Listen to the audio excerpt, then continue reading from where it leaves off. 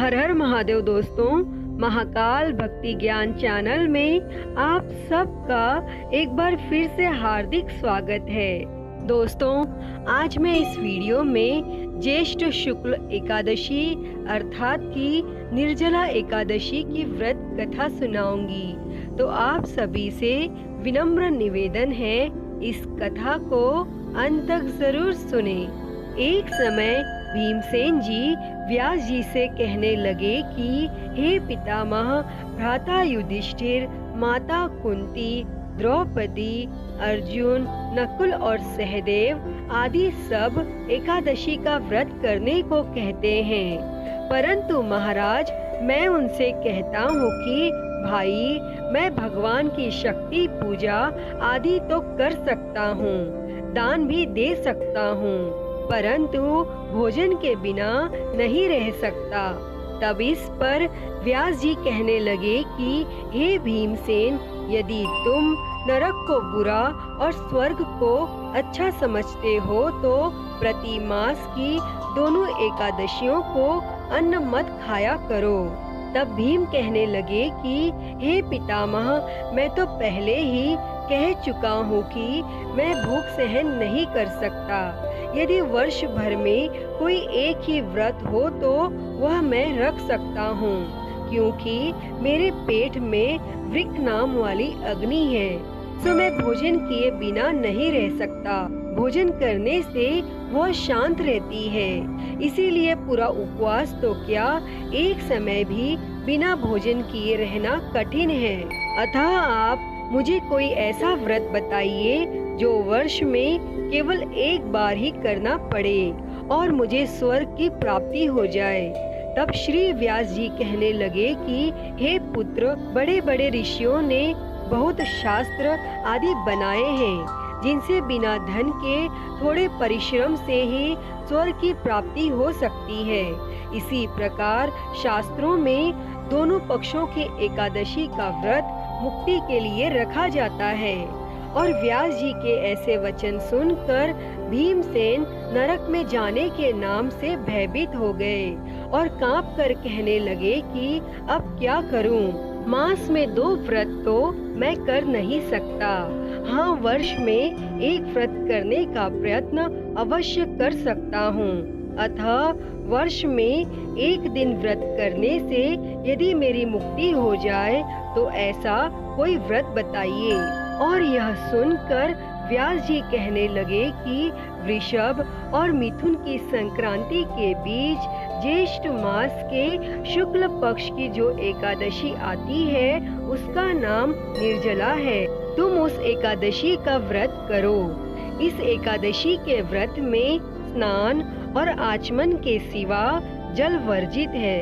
आचमन में 6 मासे से अधिक जल नहीं होना चाहिए, अन्यथा वह मद्यपान के सदृश हो जाता है।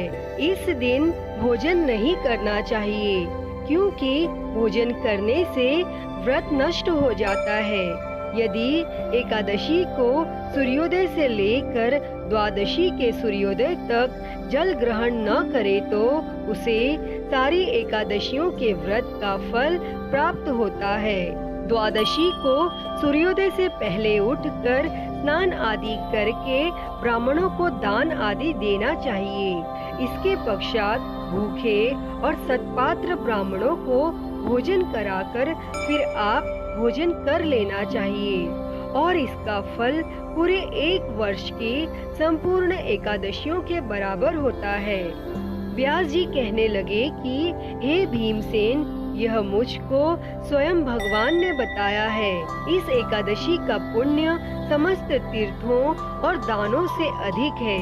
केवल एक दिन मनुष्य निर्जल रहने से पापों से मुक्त हो जाता है, और जो मनुष्य निर्जला एकादशी का व्रत करते हैं उनकी मृत्यु के समय यमदूत आकर नहीं घेरते, वरन भगवान के पार्षद उसे पुष्पक विमान में बिठाकर स्वर्ग को ले जाते हैं। अतः संसार में सबसे श्रेष्ठ निर्जला एकादशी का व्रत है, इसीलिए यत्न के साथ इस व्रत को करना चाहिए और उस दिन ओम नमो भगवते वासुदेवाय इस मंत्र का उच्चारण करना चाहिए और गौदान करना चाहिए। और फिर इस प्रकार व्यास जी की आज्ञा अनुसार भीमसेन ने इस व्रत को किया।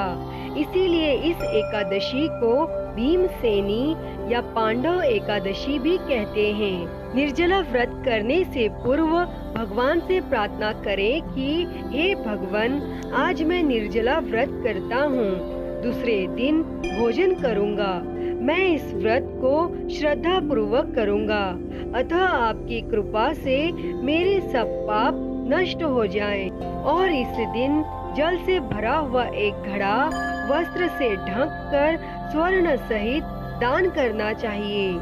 और जो मनुष्य इस व्रत को करते हैं उनको करोड़ पल सोने के दान का फल मिलता है। और जो इस दिन यज्ञ आदि करते हैं उनका फल तो वर्णन ही नहीं किया जा सकता। इस एकादशी के व्रत से मनुष्य विष्णु लोक को प्राप्त होता है। और जो मनुष्य इस दिन अन्न खाते हैं वे चांडाल के समान हैं, वे अंत में नरक में जाते हैं। और जिसने निर्जला एकादशी का व्रत किया है वह चाहे ब्रह्म हत्यारा हो, मद्यपान करता हो, चोरी की हो या गुरु के साथ द्वेष किया हो, मगर इस व्रत के प्रभाव से वह स्वर्ग जाता है। अतः हे कुंती पुत्र, जो पुरुष या स्त्री श्रद्धा पूर्वक इस व्रत को करते हैं उन्हें अग्र लिखित कर्म करने चाहिए। प्रथम भगवान का पूजन, फिर गौदान, ब्राह्मणों को मिष्ठान व दक्षिणा देनी चाहिए तथा जल से भरे कलश का दान अवश्य करना चाहिए। निर्जला के दिन अन्न, वस्त्र, उपाहन आदि का दान भी करना चाहिए। जो मनुष्य भक्ति पूर्वक इस कथा को पढ़ते या सुनते हैं उन्हें निश्चय ही स्वर्ग की प्राप्ति होती है। अतः हे भगवान, इस कथा को कहते, सुनते और हुंकारा भरते पर सदा सर्वदा अपनी कृपा बनाए रखना। तो बोलिए जय श्री हरि भगवान विष्णु की। तो दोस्तों, यह थी ज्येष्ठ शुक्ल एकादशी अर्थात की निर्जला एकादशी की व्रत कथा। यह कथा आपको कैसी लगी कमेंट बॉक्स में जरूर बताएं। अगर वीडियो पसंद आई हो तो इसे लाइक करें, ज्यादा से ज्यादा शेयर करें और मेरे चैनल को सब्सक्राइब कर नोटिफिकेशन बेल को जरूर ऑन कर लें। हर हर महादेव। धन्यवाद।